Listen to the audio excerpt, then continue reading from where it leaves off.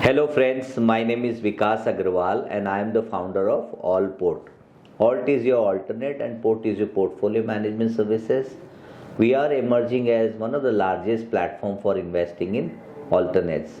To know more about these alternates, you can visit allportfunds.com. Now today's topic is market corrections. Well, all of you are worried about the way Indian markets are correcting. On the other hand, some of the global markets are doing very well, and as a result of that, their market caps are going up. So today we are here to understand how FIIs and FPIs are selling in India, how has been the selling track record, and will go deeper into understand that how have they behaved in the last 20 years ever since they've started investing in India. So we'll come to the straight away the main point.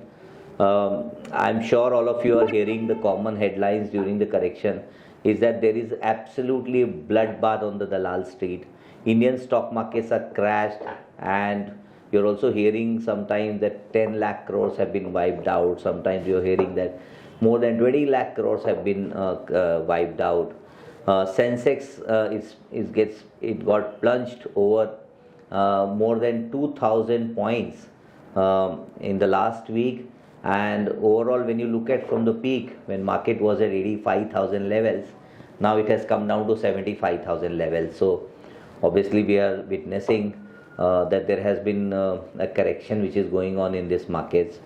So the question is, can stock market crash trigger a capitulation phase, or it is going to be a one way of correction? Do you think that Nifty will hold at about 23,500 to 24,000 levels, or it is going to crash further? So these news is something that you are already hearing from your day-to-day newsletters. The other thing is that foreign funds have withdrawn over 4.5 lakh crores in the last 5 months, to be very precise. And in 2025, which was the last year, they withdrew more than 1 lakh crores. So continuously they've been selling.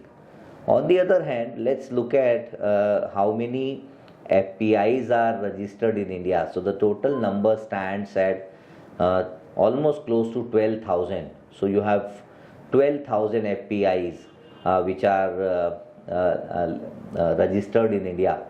Now we always consider FPI as in one entity, but we need to understand that this is not one entity. In fact, there are 12,000 registered FPIs which are registered, and they are from 170 different countries.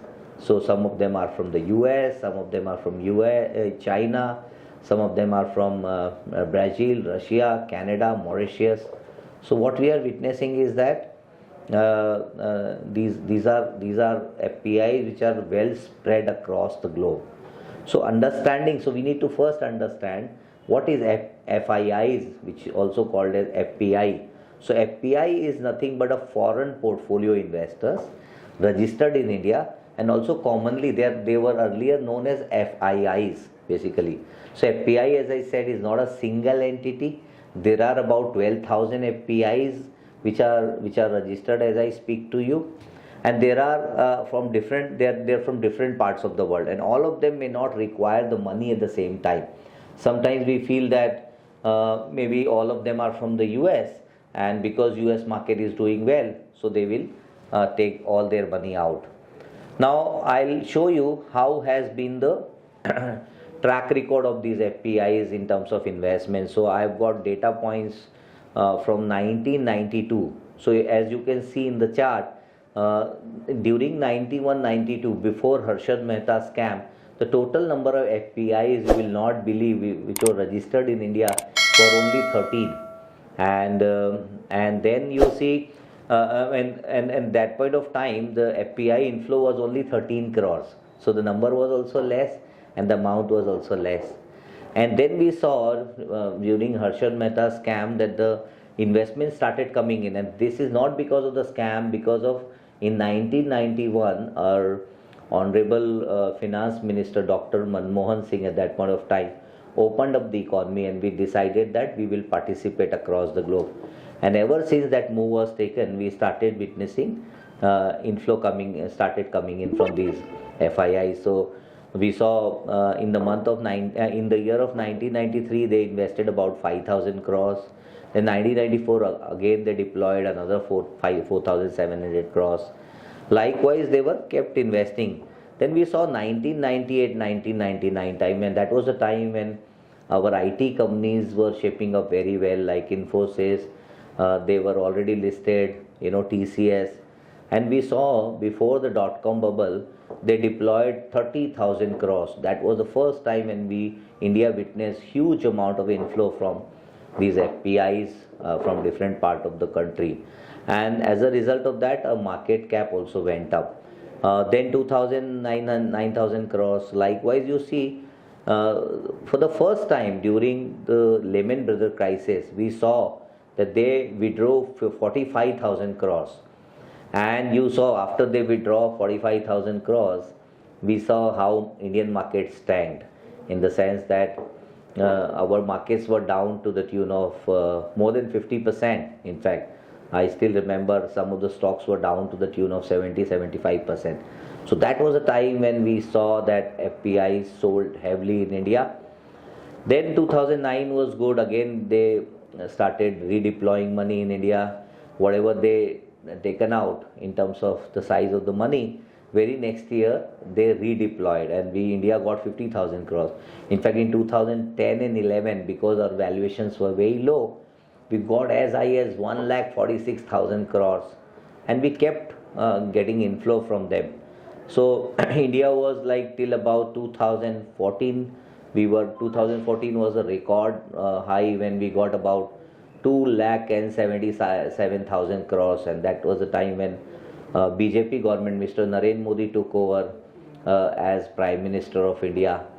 Then 2015 was a dull period, but again 16 we got about 48,000 crores. 2017 we got about close to 1.5 lakh crores. But 2018 and 19, during the slowdown, when we saw that Indian economy got hospitalized, in the sense that they were ICU, because we saw demonetization happening, we saw again IL&FS crisis started happening, and then they also got conscious, and they started withdrawing some money, and that was a time, for the first time, we put capital gain taxes also on FIIs. And these guys have the habit of not paying any capital gain taxes across the globe when they become FPIs, but this was something new for them, and they had some amount of hesitation. Then 2020, during COVID time, when a market corrected by 35% because of the COVID, we saw huge money started coming in, and we got about almost as high as 2,67,000, which was of course lower than 2014, but close to that amount. Then 2021 again they withdrew 1,22,000. Then 2022-23 also about 40,000 was the redemption amount. Then 2023 onwards again they started deploying money. We got about historical number, highest ever seen, 3,39,000 crores coming in from FIIs. 2004 again they saw that markets peaked out, valuations were high, Nifty was trading at more than 22, and then they saw that they became cautious, and they had very limited amount of money to put, so they put only 20,000 crores. 2025-26 we saw that they had a major withdrawal, but they were also buying on the other side. So as a result of that, it was like a break even, where they were net positive by 3,000 crores. But this year 2026 they withdrawn, so far they have put in the redemption of around 3.5-4 lakh crores, which is considered to be the highest. Let's see what will happen. On the other side, we saw that our domestic Indian investors, retail investors, they were deploying funds, and the mutual fund to sahi hai, everybody says that, and a lot of credit goes to the CEOs of mutual funds. They have traveled down to smallest of the smallest city with help of distributor community as a whole, and and as a result of that, the SIP amount, which used to be as low as only 8,000 crores 6 7 years back, is now become 31,000, 32,000 crores. So on the one hand, your FPIs are selling, but on the other hand DIIs are investing in Indian equity markets. So if you look at, there's something that I want to discuss here, is that if you look at the ownership, there was a time, so suppose that your market cap is about, say, 500 lakh crores. So generally you have 50-55% which is held by promoters like Ambani's, Adani's or Tata's or Birla's of the world. Then you have, there was a time when FPIs had about 21% ownership in our stock markets, which has come down to now below 15 for the first time. So they've lost out almost 6-7% of market share. On the other hand, the DIIs, the mutual funds, they were holding at about 1-2% or 3% of the overall market cap. That number surprisingly is more than 16 to 17%. So one hand, these FPIs, their exposures have come down. On the other hand, DIIs, their ownership has gone up. So in a way, it is good that we are, as an Indian, proud to own our own equities.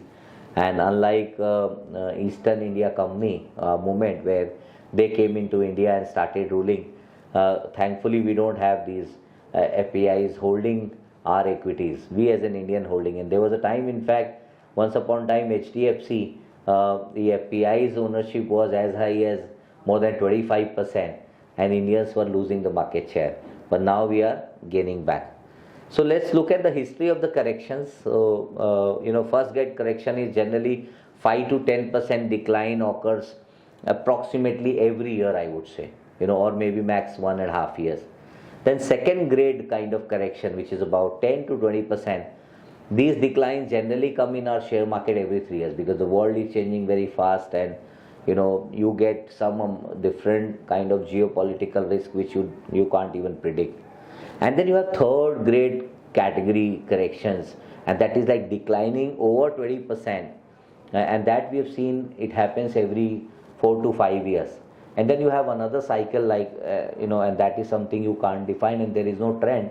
But the one that we got was in 2007 during Lehman Brothers crisis, when market corrected by good 50%, the index, and during the COVID it was down about 35%.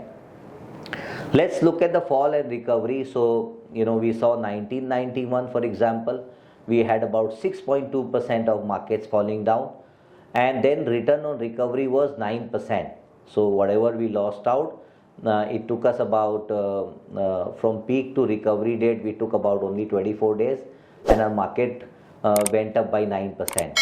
Again, when you look at numbers, so during 1994, markets were corrected by 7%, and very within 13-14 days, it was up by 9%. Then again we saw, markets like in 2000, 2005, 2006. As I said, markets got corrected by 5, 6, 7%. These are single digit numbers, by the way. And on the other side, we saw that markets getting corrected by good 12%. Bouncing back by 12%. What I wanted to tell you is that when you look at the recovery, the total number of days which has fallen, and the total number of recovery that happens. So total number of days were about not more than, I would say, 197 days. So 197 was the maximum in 2022 when we saw that market took 197 days to recover, and it took good 113 days to correct. But otherwise the recovery was very short, like maybe 30 days, 60 days, or maximum 3 months. You see markets would correct. So total number of correction that we see is about 27 times, and average occurrence is about 1.26. Then we saw that was the first grade of correction. Then the second grade of correction is 10 to 20%. So when you look at the history of the market since inception, we saw that the correction number of times that it corrected by 10 to 20% were only 12 times. And in these 12 times, we saw that market also recovered very well. Then we saw more than 20%. So more than 20% market ever since it started is actually corrected by 9 times. When we saw, for example, in January 2004, market corrected by 29%, but it recovered very well within a year by 44%. Then we had 2006 when market corrected by good 30%, and within 175 days it recovered by 43%. So same way we saw in 1992, we saw market were corrected by 53%, and that was Harshad Mehta scam time, but it recovered very well within 655 days to the tune of 114%. Then we saw in 2000 during the dot-com bubble, markets were half, as in corrected by good 50%, and within for 3.5 years it recovered by 106%. So same way that we saw more than 9 times it happened, the market got corrected by more than 20%. Now let's look at the major fall. So 2006 market got corrected by 38%, and it returned 61% positive returns, and it took about 7 months. Then 2007 it corrected by 17% between Feb to March, and it recovered within 3 months and improved by 20%. Then we saw 2008 and 9, that was a time when it was corrected by 73% during Lehman Brothers crisis, and within 63 months markets were up by 276%. Again in 15, 16, and then 18 and 21, 22 and 24, 2024 and 25 now, markets have corrected by 20%, and let's see what would be the recovery as in when it comes. So essentially, friends, what I want to tell you is that volatility is the nature of the markets. In the last 20 years to be very precise, we saw that Lehman Brothers crisis and the global financial crisis happening in 2008 and 9. Then we saw 2011 US credit rating downgrade started happening. Then India is witnessing huge number, or the entire globe is witnessing huge amount of geopolitical risk, and not today, from many years now. 2013 we saw taper tantrum started happening. Then 2015-16 we saw yuan devaluated. Then 16-17 we saw Fed hike happen, and as I said, the demand happened in India. This was the only thing which is because of our internal crisis. 2018 we saw NBFC like IL&FS crisis. 2019 we saw slowdown. 2020 onset of the COVID-19. 2021 we saw geopolitical worries like war between Russia and Ukraine.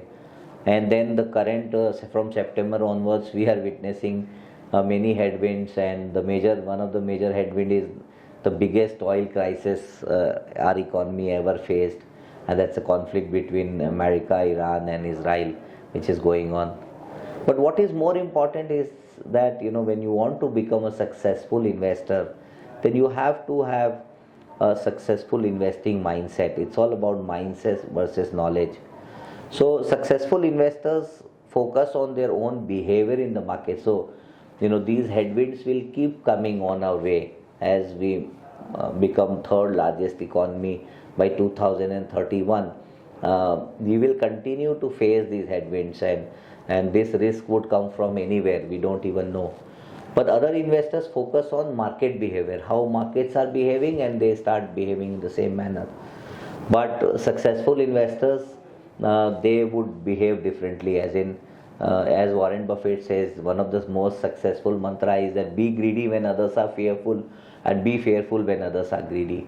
So it is a time that you should be accumulating. The whole idea of introducing and showcasing these numbers to you and going, digging deeper into this is to give you perspective that if you don't focus on how markets are behaving and focus on your own behavior and start accumulating equities at this point of time, then eventually you're going to create good amount of wealth. So the biggest enemies of the investor is the fear and greed, both, I would say. So I would not say that you should always be very, very greedy. You should be looking at what's the kind of market valuations at this point of time and how it is shaping up.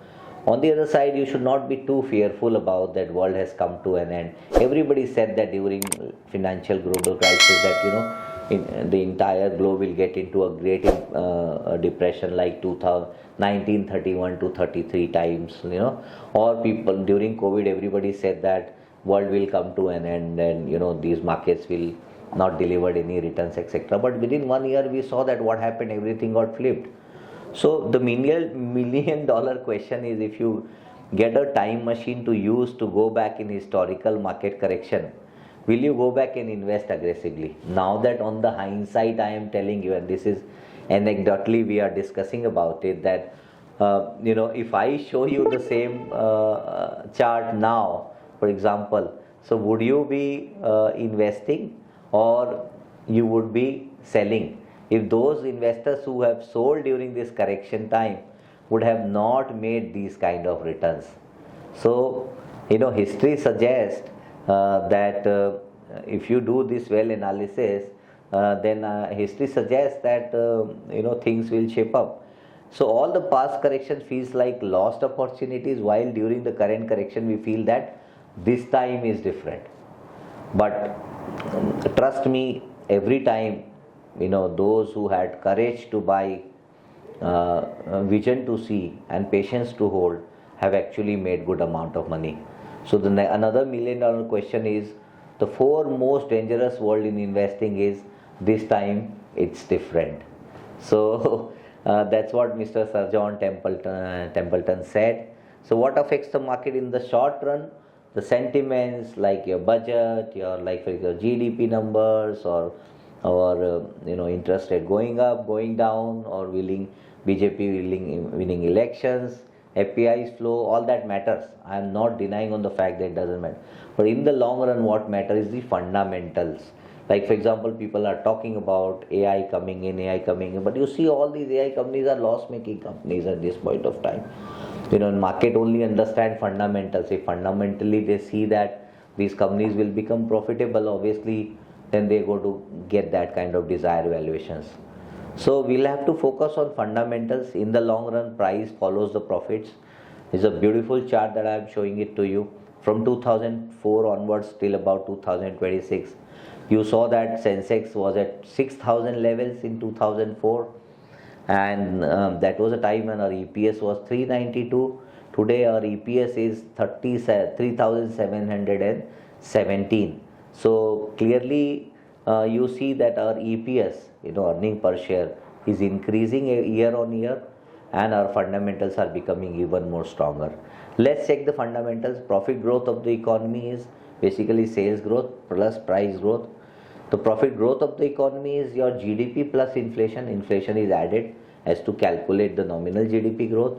And assume profit growth is about 12%, and I'm saying that 7% would be the growth because we've got the revised rate, and our economy will continue to grow at about 6.7 to 7%. And I am assuming that inflation, which is below the CPI's target number, which is below 4%, will say go up to 5% because of this oil prices going up. If they continue to happen, so current EPS is about 3,700, and EPS of the Sensex 10 years down the line, if that is the rate, then it will be 10,895. Then you can calculate what would be the valuation of the markets if your EPS is going from 3,700 to 10,000 levels. So understanding the sentiments, the definition, the price to earning ratio is a valuation matrix that measures a company's current share relatively to its per share earnings. And the formula is very simple, that the market price per share divided by earning per share. Usage is used to determine whether a stock market is overvalued, undervalued, or fairly valued compared to its earnings. So different valued at different sentiments. The lowest P that we saw was 15 times, and the high average P is about 22 times, and the highest P that we saw was 36. Currently markets is trading at below 20 ka P. So that data clearly suggests that it's a good time to accumulate equities. Let's look at the difference. Let's have a different scenarios. So the most bearish sentiments is that when you have 36 ka P and EPS is 11,000, then your Sensex would be 4 lakh and 18,000 10 years down the line. And you have, for example, average sentiments, which is about 22 ka P, then 11,000 EPS will translate into 2 lakh 57,000. I am talking about the Sensex levels. And when you are absolutely bullish sentiments, and let's say that despite your bullish, and if the PE comes down to 15, then also net 10 years down the line, our Sensex, which is at 75,000 levels, will come down to 1 lakh and 80,000 levels. So if you are investing for 10 years, then you don't think about what's happening in terms of this war situation. So correction is temporary, growth is permanent. That is what we have learned from the history, and this is what the chart which clearly suggests that despite so much of headwinds and crisis, net in the last 20 years, to be very precise, we saw index delivering 703% returns. That's not a small number by any standard. So with that, I would like to conclude here, and this disclaimer is that investment in mutual fund, AIF, PMS is subject to market risk, and please read all the offer documents carefully before investing. Thank you. I hope now you got the better understanding how should you behave during the crisis, especially when market corrects.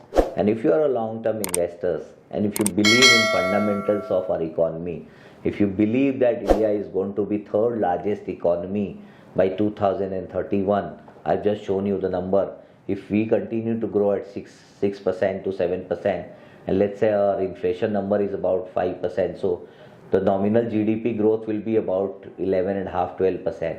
And if you grow anything at 12%, in 6 years' time, your economy doubles. So currently our economy size is $4.18 trillion.